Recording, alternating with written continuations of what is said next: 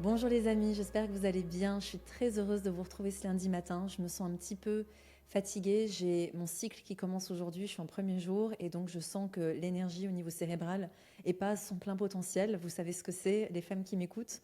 Ce que j'ai envie en fait aujourd'hui, c'est de continuer sur cette lancée que j'ai initiée hier, de vous parler de la maternité, la non-maternité, du célibat, de voilà, la congélation d'ovocytes, de la fertilité, de toutes ces questions qu'il peut y avoir autour de la quarantaine. Donc hier, en fait, je vous ai fait un focus sur mon célibat et ma non-maternité aujourd'hui, comment je le vivais.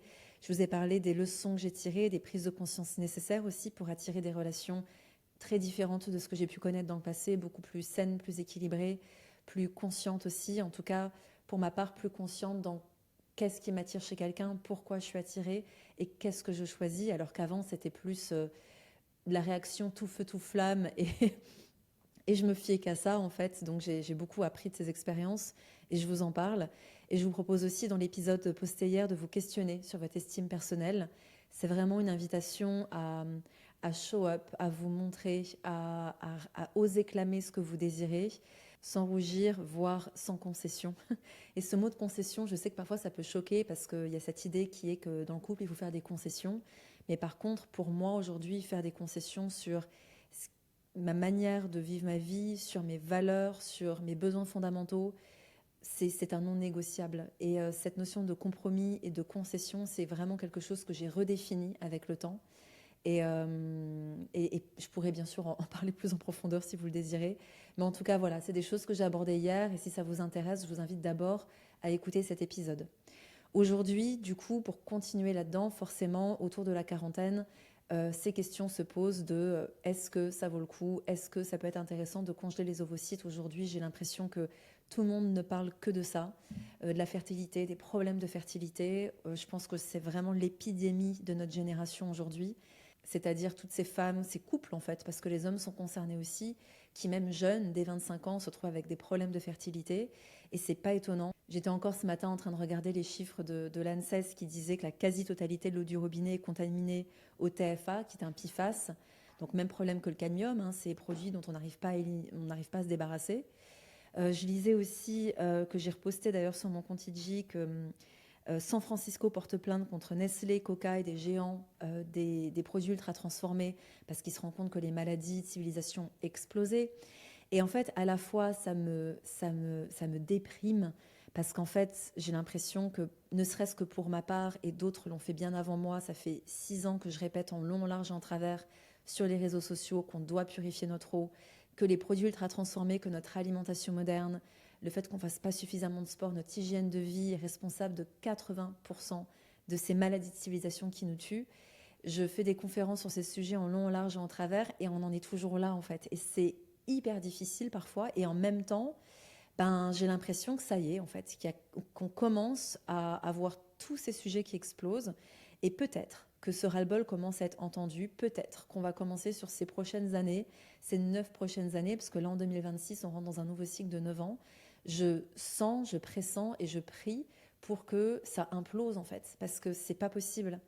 Et pour en revenir à cette fertilité qui est en chute totale, c'est complètement lié à ça. C'est-à-dire qu'à force d'avoir des perturbateurs endocriniens, je disais à un ami ce matin, je lui disais, mais comment font les gens à survivre quand tu vois les parfums qui se mettent sur la peau, qui sont blindés de produits toxiques, entre les savons, les shampoings, les PFAS, dans nos poêles, dans l'air fryer, dans l'eau qu'on boit, tous ces produits d'entretien qu'on utilise, ces produits de désodorisation, ce qu'on met dans nos cheveux, sur nos ongles, sur notre peau, les produits qu'on a sur nos vêtements, c'est important d'en avoir conscience. Et moi, parfois, ce qui me déprime, c'est que j'ai l'impression que vous qui écoutez ce podcast, vous êtes déjà très au courant de ça, en fait. Et malheureusement, ceux qui devraient le savoir l'écoutent pas forcément. Mais c'est fondamental, c'est fondamental. Et vraiment, si vous avez des amis qui ont des troubles de la fertilité, envoyez-leur cette introduction. Il y a vraiment une urgence. Si ces chiffres vous intéressent, si vous voulez en savoir plus sur tout ça, allez voir ma masterclass sur la longévité que j'ai faite sur YouTube qui est gratuite. Vous avez 2 masterclass, une qui va d'abord vous introduire ces sujets-là, sur les maladies de civilisation, comment les éviter, pourquoi le lobby industriel, le lobby pharmaceutique sont impliqués.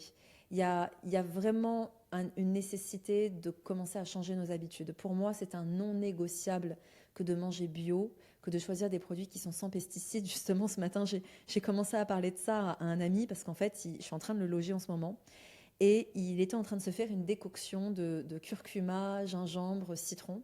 Puis je regardais sa casserole et je lui disais, je suis désolée de te le dire, mais ces citrons, ils sont bio. Et il me dit, ben, je les ai bien brossés, mais non, parce que le problème au Portugal, entre parenthèses, c'est que si vous n'allez pas dans un magasin bio, c'est assez difficile de trouver des fruits et légumes qui sont labellisés bio. En fait, vous trouvez des choses lambda. Donc on dit qu'apparemment, au Portugal, les agrumes ont moins de pesticides. Mais bon, un, c'est pas vérifiable. Et deux, je ne sais pas la quantité. Ce qui est sûr, c'est que typiquement, en France, en Espagne ou ailleurs, des agrumes qui ne sont pas bio sont bourrés de produits toxiques. Donc quand vous commandez un Perrier avec une rondelle de citron, vous faites une infusion de pesticides en fait. Et je n'exagère pas sur les propos. Donc là, quand je le voyais faire sa décoction, je l'ai regardé, je lui ai dit non, enfin voilà, je préfère te prévenir, donc je lui ai expliqué un petit peu tout ce qu'il y avait sur la peau de son citron. Et puis il m'a dit, bon, en fait, je vais le jeter. Et il s'est fait un jus de citron sans peau. Et moi, quand je commande un Perrier citron sur une terrasse de café, je prends que le citron à l'intérieur et j'enlève la peau, en fait. Mais aujourd'hui, c'est le monde dans lequel on vit, d'accord? Et la question, c'est pas de se dire, mon Dieu, on peut plus rien faire. C'est, si, on peut faire plein de choses, mais il va falloir faire différemment, en fait. Va falloir commencer à consommer des produits qui ne sont pas bourrés de produits qui nous tuent. Voilà, il va falloir bien sûr mettre notre argent dans des choses, comme je disais dans les podcasts précédents, chez des agriculteurs, des producteurs, des vendeurs de produits qui n'amplifient pas le problème. Donc des produits non traités, des produits biologiques, d'arrêter de se mettre des produits toxiques sur la peau, d'inhaler des produits toxiques, de mettre beaucoup plus de conscience sur ça, parce que de toute façon, les chiffres commencent à nous rattraper. Et aujourd'hui, je pense que, comme je le disais sur les antinutriments la semaine dernière, il y a 10 ans de ça, il y a 15 ans de ça, pour moi, manger sans gluten, sans produits laitiers, c'était quand même la croix et la bannière. Aujourd'hui, c'est facile, vous avez des options quasiment partout en fait. Et c'est pourquoi, à mon sens, l'éducation est essentielle, parce que plus on va avancer, plus on va avoir des problèmes, et plus on va nous proposer des alternatives qui ne sont pas toujours les meilleures. L'exemple du sans gluten marque Char, c'est encore pire. C'est un index glycémique ultra élevé, ça crée de l'inflammation chronique, c'est des farines qui sont raffinées, ça n'a aucun sens en fait. Mais la personne qui mange sans gluten et qui n'est pas éduquée, va aller sur ces produits pensant qu'elle se fait du bien à son corps. Donc cette éducation est importante pour faire preuve de discernement et vraiment faire des choix qui sont au service de notre santé. Après, chacun fait ce qu'il veut, hein, mais moi, pour ma part, ce qu'il y a de plus précieux dans ma vie, c'est ma santé. Donc voilà, longue introduction faite, mais c'est des choses que je répète beaucoup sur mes réseaux sociaux, sur Instagram, dans des conférences avec mes élèves. Et là, j'en profite dans ce calendrier de l'Avent pour passer le message parce qu'il est important qu'on se réveille, d'accord? Il est important qu'on partage ces informations pour nous rappeler qu'on a la possibilité, qu'on a le choix et que c'est pas faute de ne pas avoir prévenu en fait. Voilà, je préfère le dire.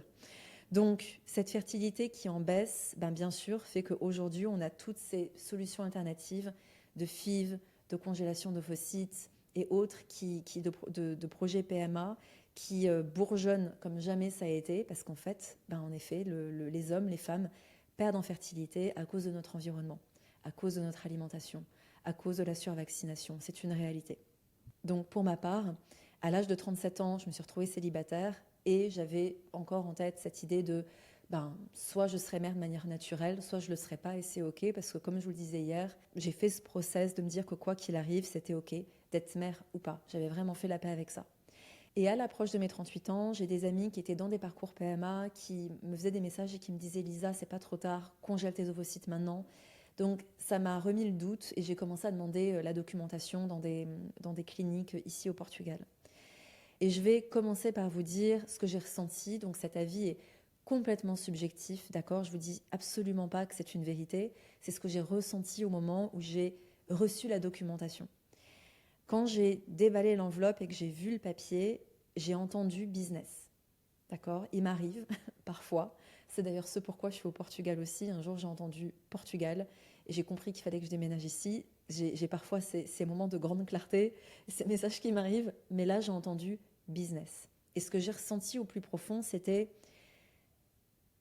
quelque chose de l'ordre de si je rentre dans ce processus-là, je vais griller toutes mes cartouches, c'est-à-dire que je vais surstimuler mon organisme pour avoir un maximum d'ovocytes pour qu'ils soient congelés. Je vais mettre certainement pas mal de temps à me remettre d'un point de vue hormonal de toute cette chimie que je vais avoir pendant 15 jours, parce qu'en fait, on a des piqûres tous les jours pendant 15 jours pour stimuler et avoir le plus d'ovocytes possible à prélever. Et j'avais la sensation que j'allais en fait griller toutes mes cartouches et que j'allais certainement être dépendante de ce système dans le futur pour pouvoir récupérer mes œufs en fait et être enceinte. Ça, c'est non pas ce que je me suis dit, c'est pas ce que j'ai construit dans ma tête, c'est l'information qui m'est arrivée en une demi-seconde quand j'avais le papier dans les mains. Et puis c'est là en fait que j'ai creusé davantage pour comprendre comment ça se passe. Donc là, je vais vous expliquer de manière un petit peu plus objective comment ça se passe. Un ovocyte, déjà, c'est l'ovule avant sa maturation. Et les ovaires contiennent dès notre naissance, chez nous les femmes, un stock prédéfini d'ovocytes, ce qui est assez magique quand on y pense.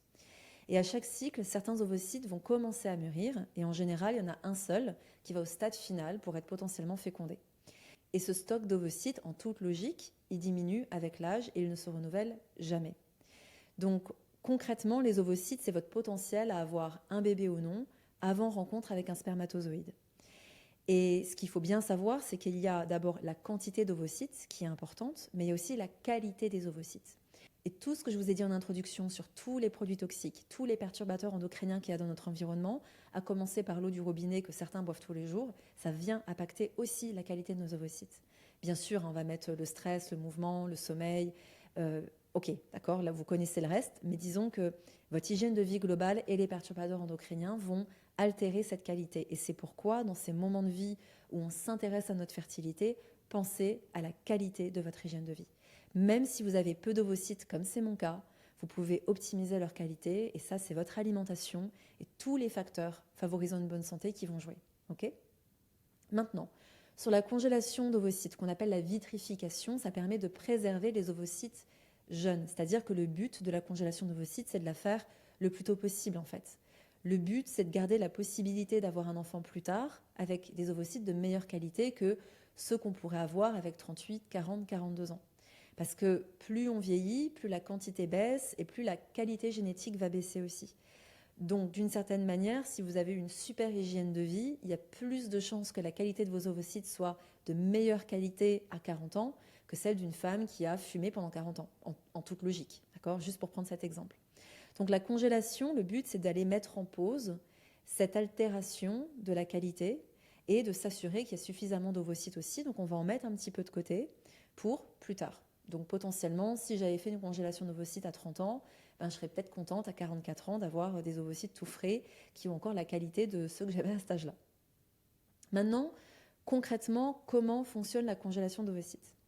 Tout d'abord, vous allez avoir une stimulation ovarienne médicale. Donc vous avez des injections hormonales pour faire mûrir les ovocytes, et ça en général, ça dure une quinzaine de jours. Donc tous les jours, vous avez ces stimulations pour avoir un max d'œufs à aller chercher en fait.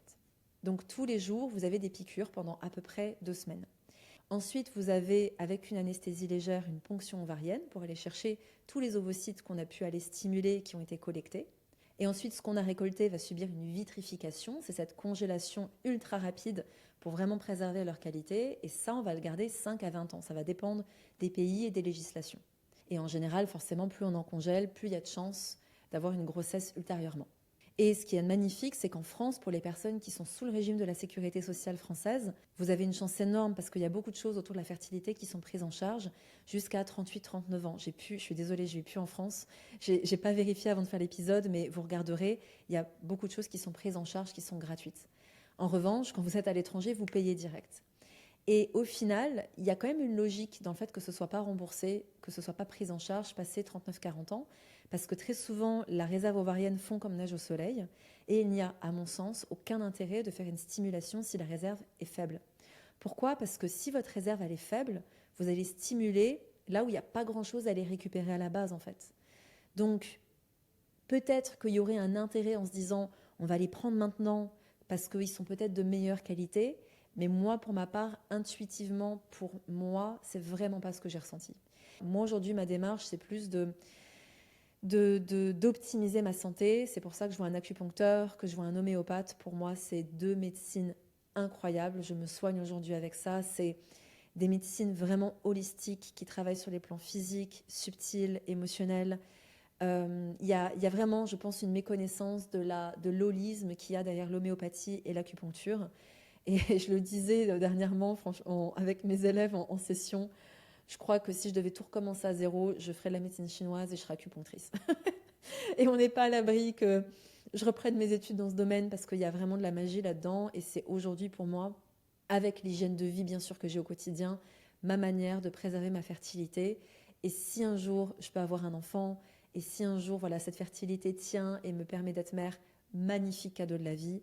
Et si c'est pas possible, c'est ok, j'ai fait la paix avec ça. Voilà, donc c'est pour ça aussi que je vous partage mon avis qui est personnel. Et c'est pour ça que pour ma part, j'ai pas envie d'aller dans un processus de congélation d'ovocytes pour surstimuler une réserve ovarienne qui est basse chez moi, parce que tout ce que je viens de vous dire en amont. D'accord. Donc, c'est mon avis. Maintenant, si vous voulez justement voir où en est votre réserve ovarienne, vous pouvez faire un dosage de ce qu'on appelle l'AMH. C'est l'hormone antimullérienne, c'est en fait le marqueur principal utilisé aujourd'hui, qui va mesurer la quantité d'ovocytes qui vous reste. Et c'est très simple, ça se fait par prise de sang n'importe quand durant votre cycle, donc c'est assez pratique en fait à faire, c'est pas très cher non plus. Et au niveau des dosages, des analyses, des résultats que vous allez avoir, je veux dire, si vous êtes au-delà de 3,5 nanogrammes par millilitre, c'est que vous avez une réserve ovarienne élevée. Et j'ai une amie qui a 41 ans et qui a une réserve ovarienne d'une jeune fille de 30 ans, donc génial. Et puis par contre, si vous descendez en dessous de 1,5, c'est qu'elle est basse. Et si vous êtes en dessous de 0,5, elle est très basse.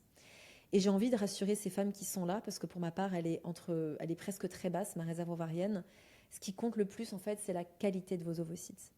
C'est-à-dire que même si c'est très bas, c'est vraiment un indicateur. C'est comme quand, ok, il n'y a plus d'essence dans la voiture, vous vous rendez compte que vous arrivez à moins de 100 km, très bien.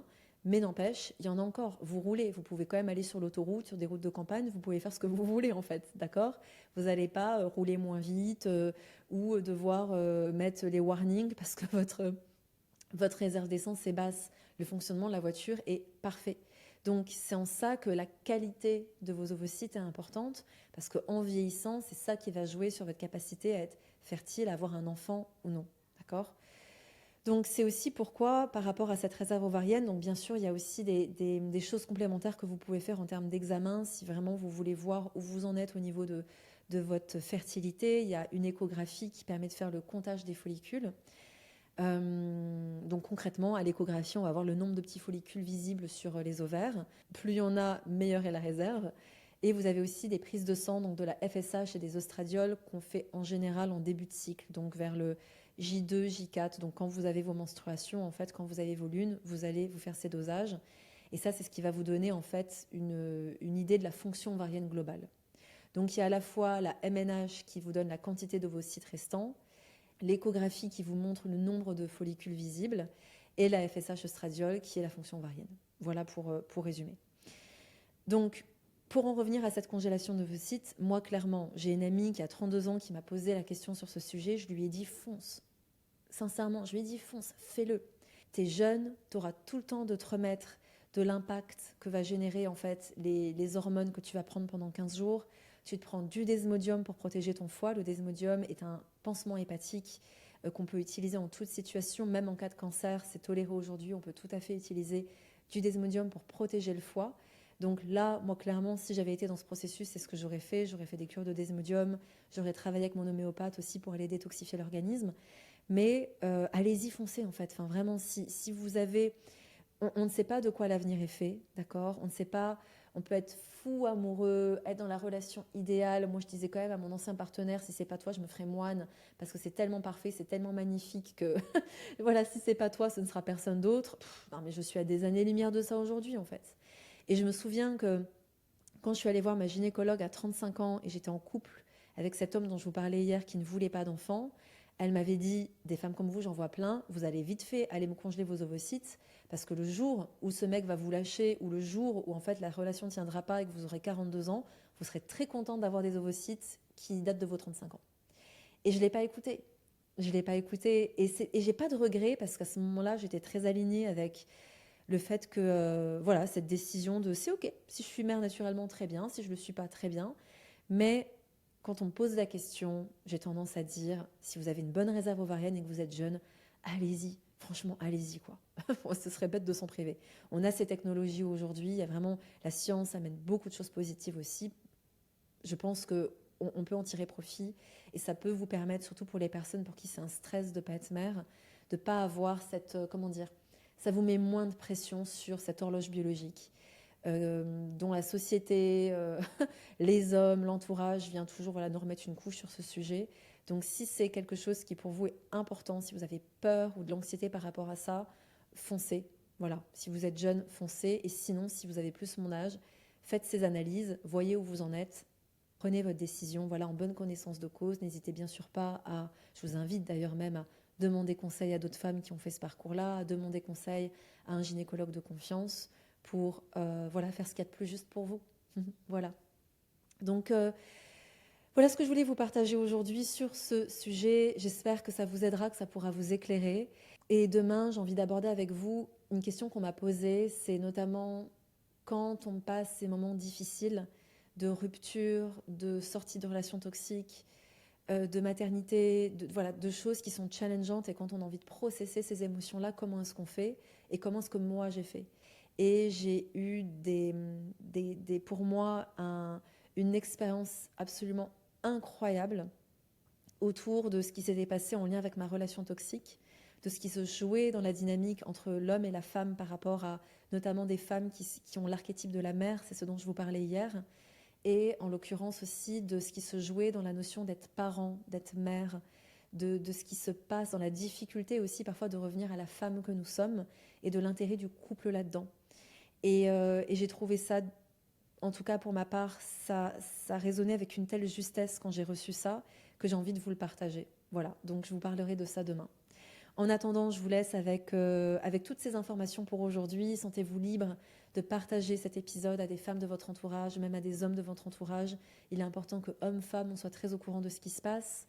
J'ai aussi fait, il y a 1 an de ça, 2 épisodes sur la grossesse, comment la préparer, comment la vivre pour l'homme et pour la femme. Donc, si vous êtes dans ces thématiques, je vous invite aussi à écouter ces épisodes. Je vous souhaite une très belle journée, prenez bien soin de vous, je vous envoie plein d'amour et à demain.